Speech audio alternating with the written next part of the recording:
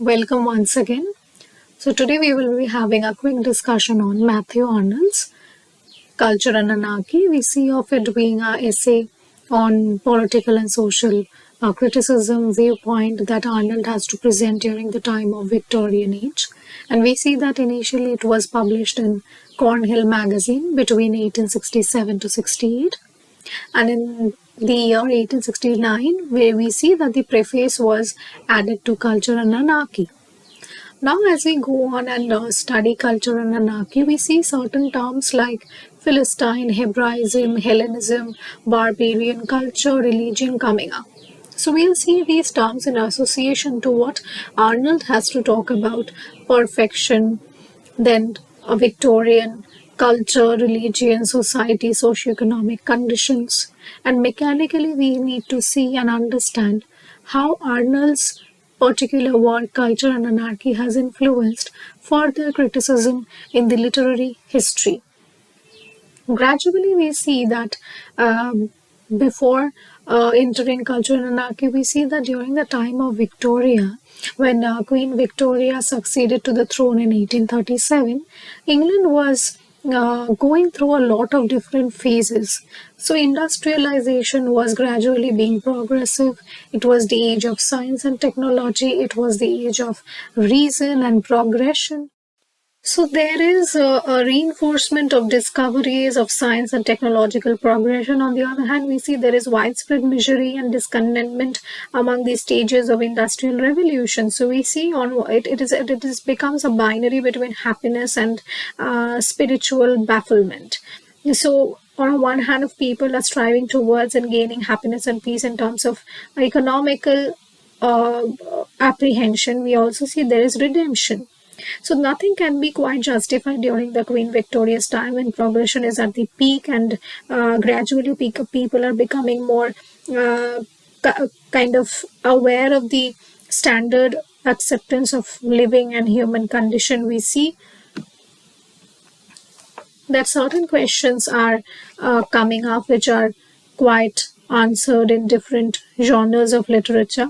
So, with the accession of Queen Victoria coinciding with the beginning of the new tendency in English literature and society, we see Victorian literature was written mainly in terms of the people, their questions, their issues, the time where people were grappling with the complexities of the Industrial Revolution.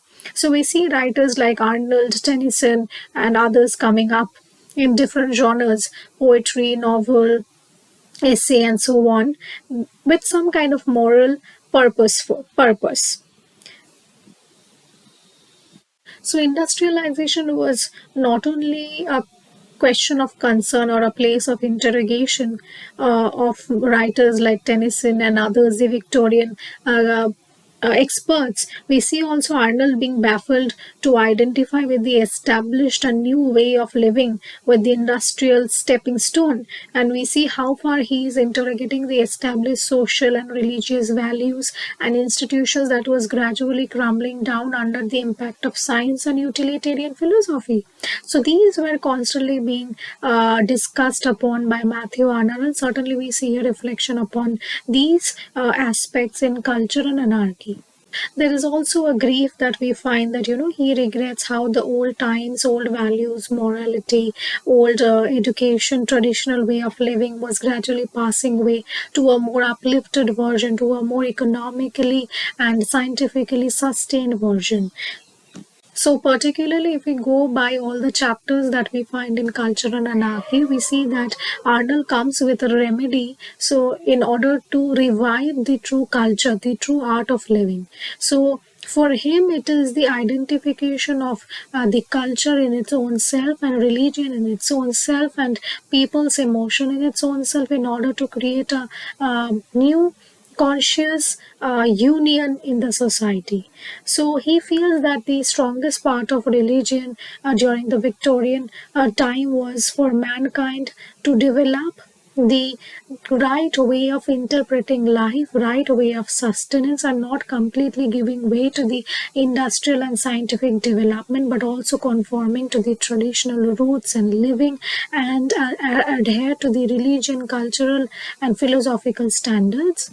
So basically, cultural anarchy became the sole purpose to discover truth in the form of beauty, in the form of sweetness and light, and how far he is able to answer the readers with the questions that they have on in their mind in regards to politics, religion, and social problems. So we can see one hand he's criticizing the takeover of the industrial revolution, the scientific world, or on the tradition, and on the other hand, this particular work becomes the answer to the question that was left unheard and unnoticed during the time of the Victorian age. If we say that cultural anarchy has twofold purpose, so on one hand it initiates to tell good people to be beautiful, and then to entreat beautiful people to be good.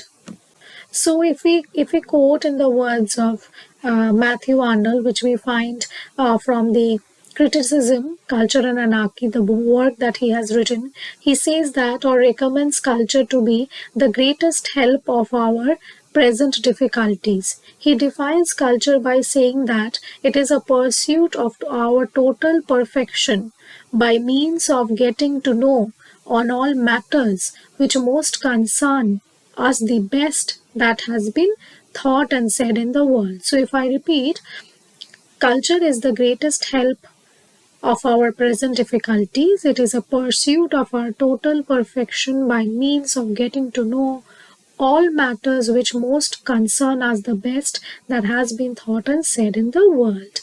So we see that there is a stream of thought, stream of staunch notion in the form of criticism that is coming up by Arnold that demands a proper and a balanced way of living life in terms of perfection, in initiation of good culture, initiation of good thoughts, and no superiority of one over the other.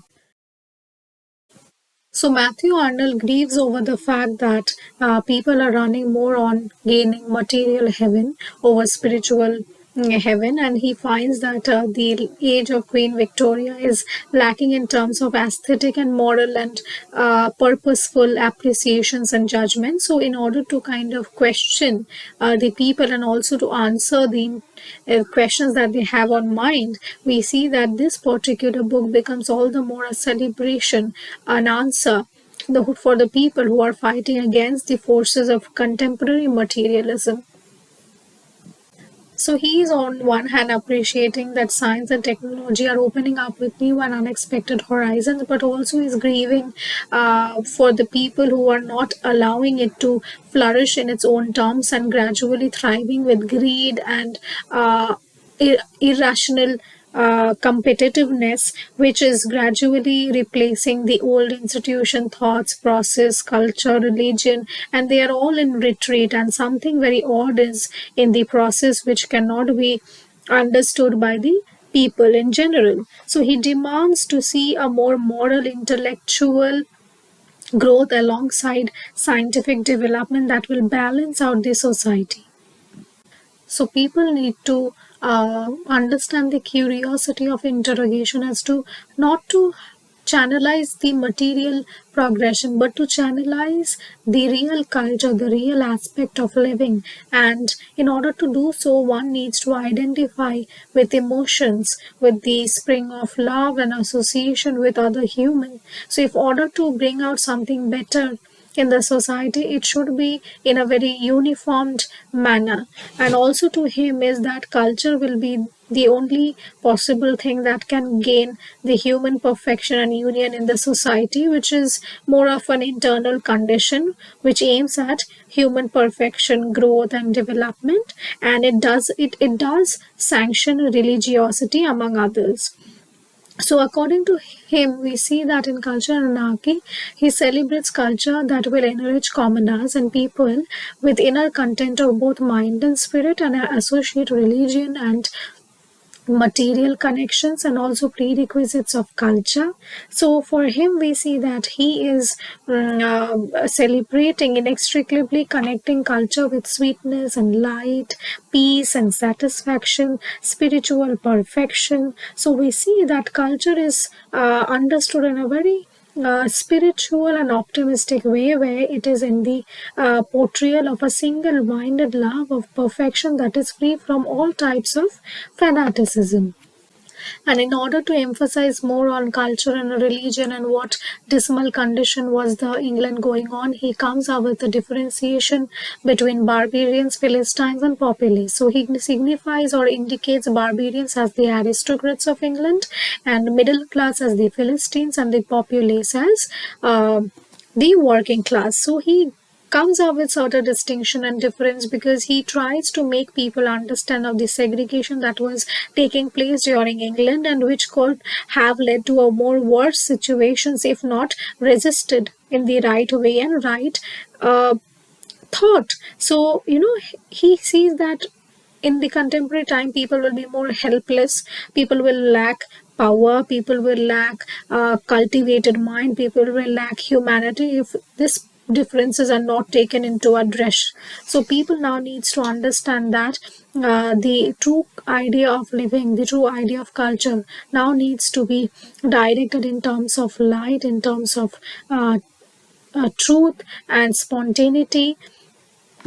So he initiates people to focus on culture rather than anarchy, rather than division, and allow culture to become more growing and general expansion towards perfection, because it is not going to bring religious sanctity but also allow people to travel path of both scientific revolution, progression, and development along with the greatness of spiritual condition.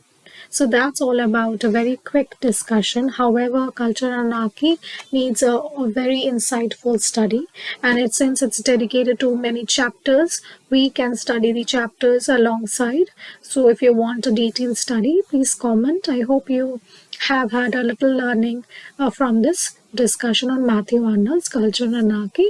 Thank you.